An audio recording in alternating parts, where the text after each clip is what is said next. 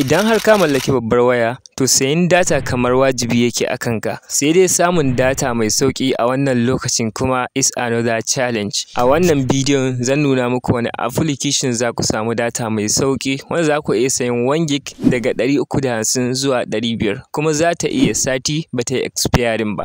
Rahama data sauƙi ne. Ku danna link da ke description na wannan bidiyon kai zai kai ku Play Store. Ku yi downloading na Rahama data application ku danna akan open. Bayan kun buɗe shi zai kawo ku anan kai za ku zo ku saka sunanku, first name da kuma last name. Daga nan sai email address wanda za ka yi amfani da shi. Kana kammala saka email address sai ka saka lambar waya. Daga nan ka zo ka zaɓi state ɗinka wanda kake zama a cikinta. Daga nan ka zo ka saka ainihin password wanda shine za ka yi amfani da shi domin login a cikin account naka. Bayan ka saka password sai transaction pin.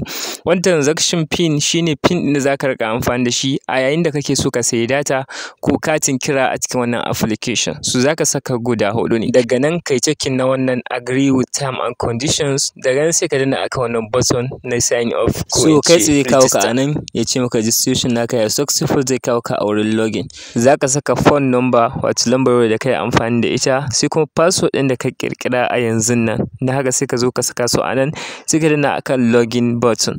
Kai za ka yi login a cikin account naka. Zai kawo ka anan za a ce ka saka passcode sai ka saka lambobi guda 4. Daga nan zai wuce da kai zuwa a cikin ainihin application ɗin ba tare da ɓata lokaci ba. Idan ka duba ga features na application ɗin nan kamar katin kira, data da kuma cable subscription da dai sauransu. Za ka iya kuma sayin abin da ya shafi WiFi da kuma NICO da duka sauran wasu abubuwa da ake samu a cikin BTU application. Wannan application ya ƙunshe su. Bugu da ƙari ga referral program, za ka iya referral program domin samun commission ta hanyar wannan application. Amma tunda muna maganan data ne, bari mu danna akan data. Kai zai kamo zuwa wannan page. Idan ka duba akwai network daban-daban, MTN, Airtel, Glo da dai sauransu. So idan muka zaɓi SME muka zo akan choose plan muka zaɓi plan, za ka ga cewa akwai ainihin 1 gig 500 kuma za ta yi sati ɗaya kana amfani da ita ba ta yi expiring ba. Idan ka duba kuma ga 2 gig nan wanda naira 1000 ne kuɗinta kuma kwana 30 har zuwa 5 gig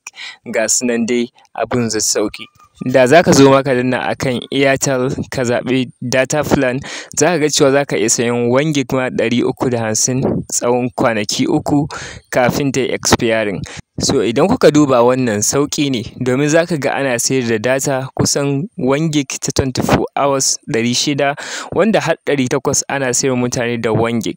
So saboda haka kun ga kenan a nan za ku iya samun 1 gig akan 500 kuma tsawon 7 days ba ta yi expiring ba. Ga datan tana sauka akan lokaci kuma tana da ƙarfin aiki na dukkan abin da kuke so a internet za ta yi muku. Ka zo a nan kawai ka zaɓi layin da kake amfani da shi ka sayi datar ka.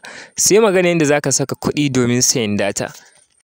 Idan ka koma a home page na application ɗin, a can sama za ka ga inda aka rubuta fund wallet. Kana taɓa shi zai buɗe kamar haka. Idan ka duba a ƙarƙashin kowane column za ka ga cewa akwai inda aka rubuta generate wallet. So ina recommending kai amfani da na sama wato shi ne na famfe. Idan ka duba already na yi generating na ainihin account number ɗina wanda kana danna wannan generate button ɗin shi ne za a baka account number. So kana copy na wannan account number za ka je ta inda za ka tura kuɗi. Misali idan na shigo a nan na yi pasting ɗin shi za ku ga sunan bankin bai bayyana ba, to zan iya shiga in yi searching na famfe. Idan na yi searching ɗin shi za ku ga cewa kai tsaye gashi nan ya bayyana sunana da kuma application ɗin Rahama data ya bayyana a nan.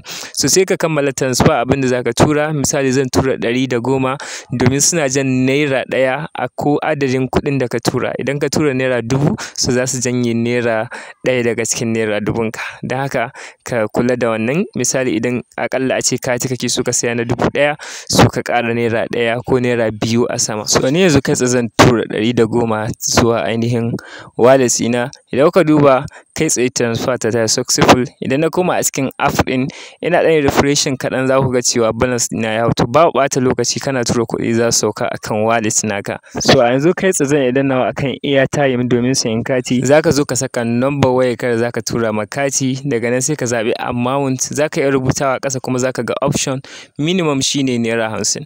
So bayan ka zaɓa kai tsaye sai ka danna akan wannan button ɗin, zai nuna maka cewa ka zaɓi inda za ka yi verification. Idan kana da fingerprint za ka yi amfani da shi, idan baka saita shi ba kuma sai ka yi amfani da transaction pin guda 4 ɗin nan da ka ƙirƙira a yayin register.